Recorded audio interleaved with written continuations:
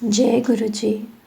ओम नमः शिवाय। शिव जी सदा सहाय। ओम नमः शिवाय। गुरु जी सदा सहाय। जय गुरु जी। दिव्य आभा।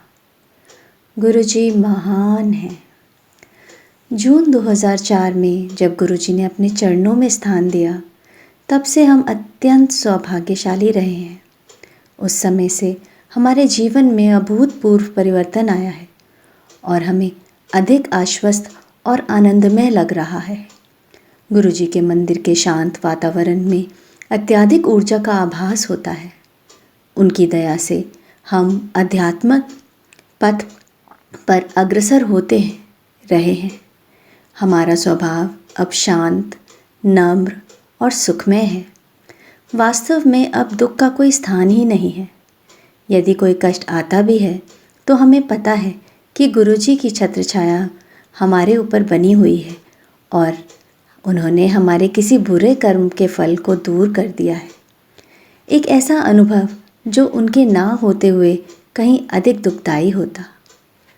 गुरुजी की संगत के साथ एक अनूठा बंधन है जिसमें हम अपने आप को एक बड़े परिवार का सदस्य समझते हैं।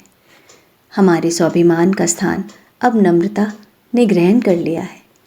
हमें संगत से वार्तालाप करना अच्छा लगता है क्योंकि इस प्रकार हम गुरुजी के बारे में और बहुत कुछ जान सकते हैं और जान रहे हैं।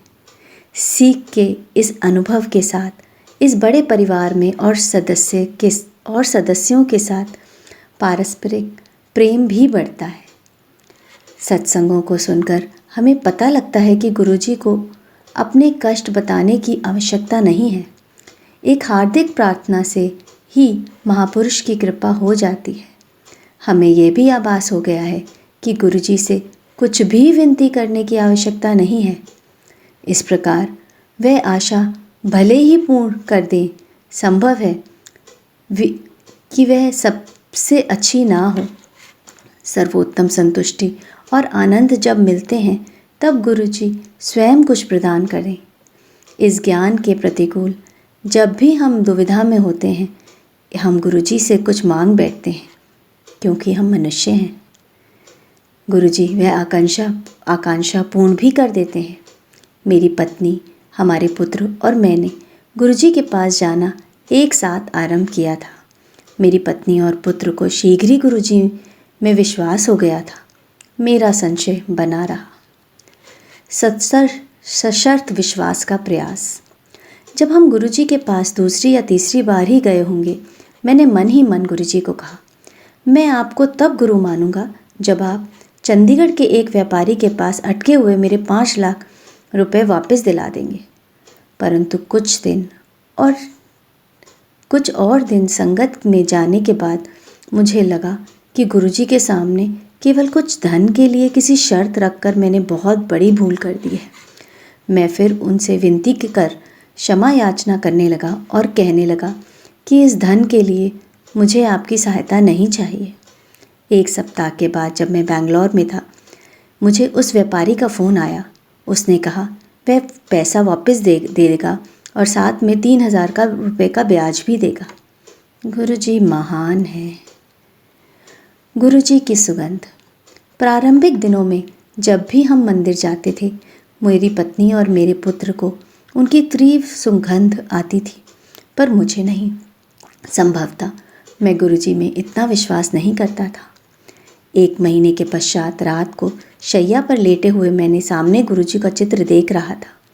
उनके बारे में सब अति सुंदर सत्संग सुनने के पश्चात भी उनमें संशय के भाव रखने के लिए मैं क्षमा याचना कर रहा था और मन ही मन उनका सच्चा भक्त बनने का वचन ले रहा था। इससे पहले मैंने कभी इतनी निष्कपट प्रार्थना नहीं करी होगी।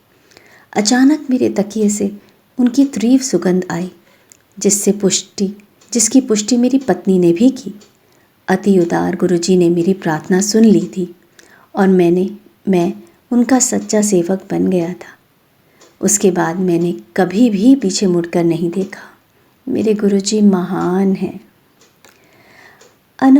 अनुपस्थित पुत्र के लिए लड्डू। मेरा बेटा समर नाविक है। वह अपने जहाज पर चला गया था। गुरुजी अक्सर मेरी पत्नी बब्बू से उसकी कुशलता के बारे में पूछते रहते थे। एक शाम को हम गुरुजी के मंदिर में थे। गुरुजी कहीं बाहर गए हुए थे और हम उनकी प्रतीक्षा कर रहे थे। वह रात्रि को 1 बजे लौटे और संगत में लड्डू बांटने लगे।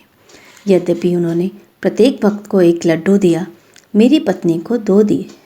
मेरी पत्नी खुशी खुशी मेरे पास आई और बोली कि गुरुजी ने हमारे बेटे के लिए भी 1 लड्डू दिया है। वह ये कह ही रही थी कि कर्नल जोशी, गुरुजी के एक अनुयायी, मेरे पास आए और अपना फ़ोन मुझे थमा कर बोले कि हमारा बेटा बात करना चाह रहा है। मैंने उनसे पूछा कि इस समय कैसे फ़ोन कर रहा है। उसने उत्तर दिया कि उसकी बात करने की इच्छा हो रही थी और उसने सोचा कि हम लोग इस समय गुरुजी के मंदिर में ही होंगे। गुरुजी महान हैं। पत्नी के रोग हरण। मेरी पत्नी 3 बार गुरुजी की दया से स्वस्थ हुई हैं। 1981 में वह मेनियर रोग से पीड़ित थी। इसमें कान के अंदर के प्राकृतिक तरल का असंतुलन हो जाता है। इससे उनको सिर में चक्कर, आधासी के दर्द होते रहते हैं। भारत और अमेरिका में करवाई हुई चिकित्साएं असफल रही थी। 1992 में एक होम्योपैथी औषधि की सहायता से उसे दबाया जा सका। जब तक वह औषधि लेती रहती थी, लक्षण कम हो जाते थे। गुरुजी की संगत में एक माह जाने के पश्चात उसने गुरुजी से मन ही मन निवेदन किया कि वह अब होम्योपैथी औषधि भी कभी नहीं लेंगी। उसे स्वस्थ करना अब उनके हाथ में है। औषधि छोड़ने पर उसकी वेदना अति तीव्र हो गई, परंतु उसने वह दवाई नहीं ली। यह 15 दिन तक रहा। उसके पश्चात वह जिस प्रकार से शुरू हुए थे उसी प्रकार से एकदम समाप्त हो गए। उसके बाद आज तक वह फिर कभी नहीं हुए। गुरुजी महान हैं। अप्रैल 2005 में बब्बू की आँख में काले धब्बे होने लगे। नेत्र विशेषज्ञ ने उसका परीक्षण करने के पश्चात बताया कि उसका दृष्टिपटल सूजा हुआ है और यदि उसने तुरंत स्टेरॉइड की गोलियां खानी आरंभ नहीं करी तो वह अपनी दृष्टि भी खो सकती है, किंतु इन्हें खाने से उसका अप्रकट तपेदिक रोग उभर सकता है। अतः उसे भी उसकी चिकित्सा भी करानी पड़ेगी। यह सुनकर वह चिंतित हो गई। चूँकि हमारे गुरुजी से सीधे इसका उल्लेख करने में झिझक रहे थे, एक अन्य महिला गुरुजी की दीर्घकालीन भक्त ने गुरुजी को इसके बारे में बताया। फिर भी जब बब्बू उनसे आज्ञा ले रही थी, गुरुजी कुछ नहीं बोले। रोग के भय से बब्बू ने गुरुजी को कहा कि वह स्टेरॉइड नहीं लेना चाहती है। गुरुजी ने मुस्कुराकर हमारे फिरोजपुर वाले घर में रखा हुआ शुद्ध मधु लाने के लिए कहा। बब्बू जब वह शहद लेकर आई तब गुरुजी ने उसे अभिमंत्रित किया और उसे अपनी आंखों में डालने के लिए कहा। कुछ दिन के पश्चात बब्बू का परीक्षण चंडीगढ़ स्थित हमारे पारिवारिक नेत्र विशेषज्ञ ने किया। उसने कुछ औषधियाँ खाने को कहा और आंखों में डालने वाली बूंदें भी दी। उसने आंखों में मधु डालने को मना कर दिया, क्योंकि उससे आंखों में डालने वाली बूंदों का प्रभाव नहीं रहेगा। हमने चिकित्सक का कहा माना, किंतु आंखों में शहद भी डालते रहे। 2 सप्ताह के उपरांत उसकी आंखें बिल्कुल ठीक हो गईं और तपेदिक के परीक्षण का परिणाम भी नकारात्मक निकला। चिकित्सक ने बताया कि उसके पास एक अन्य महिला रोगी इस प्रकार की समस्या के साथ आ रही है। उसका रोग इतना अधिक नहीं है, किंतु उसे लाभ नहीं हुआ है। बब्बू का उदाहरण तो वास्तव में चमत्कार है। उसने बब्बू से पूछा कि क्या वह भगवान में विश्वास करती है, क्या इसमें कोई शंका थी? गुरुजी महान है। पिछले 9 वर्षों में से बब्बू के मुख पर विषाणु जनित मस्से हो रहे थे। त्वचा विशेषज्ञ के अनेक औषधियों और उनके जलाने की क्रियाएं असफल रही थीं। अतः उसकी चिकित्सा गुरुजी के एक अन्य भक्त डॉक्टर डी.आर. चौहान ने मार्च 2006 में करी। एक सप्ताह में ही कभी फिर न वापस होने वाले वे सब लुप्त हो गए। गुरुजी महान है।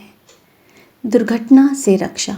दिसंबर 2006 में चंडीगढ़ के एक चौराहे पर 80 किलोमीटर के एक वेग से आती हुई एक एम्बेसडर गाड़ी ने हमारी जैन गाड़ी पर किनारे से आकर टक्कर मारी। हमारी गाड़ी 4 फुट दूर चली गई। उसके दरवाजे, खिड़कियाँ, मडगार्ड, सामने का शीशा, यहाँ तक कि गाड़ी का यंत्रों वाला हिस्सा भी टूट गया। इतनी ज़ोर से दुर्घटना होने के बाद भी हम चारों सुरक्षित बाहर निकल आए। गाड़ी को ठीक कराने के लिए मुझे कुछ धन व्यय नहीं करना पड़ा क्योंकि एम्बेसडर गाड़ी के स्वामी ने पूरा पैसा दे दिया। यह सब केवल गुरुजी की ही दया से संभव हो पाया। गुरुजी महान है। हम गुरु कृपा के लिए उनके अत्यंत आभारी हैं। गुरुजी अक्सर कहते थे कि आने वाले समय में इस संसार में अनेक कठिनाई आने वाली हैं। कोई किसी की सहायता नहीं करेगा, चाहे वह उसका अति घनिष्ठ संबंधी, भाई बहन या अन्य कोई भी क्यों ना हो। केवल गुरुजी की संगत के इस परिवार में ही सुख, शांति और चैन मिल पाएगा। कहने की आवश्यकता नहीं है कि हम उनकी संगत के सदस्य होकर और उनकी दया के पात्र बनकर सौभाग्यशाली हैं। ओम नमः शिवाय। शिवजी सदा सहाय। ओम नमः शिवाय। गुरुजी सदा सहाय। Major general Mohinder Pal Singh Sandhu, Chandigarh. जय गुरुजी। शुक्राना गुरुजी। ओम नमः शिवाय। शिवजी सदा सहाय। ओम नमः शिवाय। गुरुजी सदा सहाय। जय गुरुजी। शुक्राना गुरुजी। अनंतम अनंतम शुक्राना महाराज।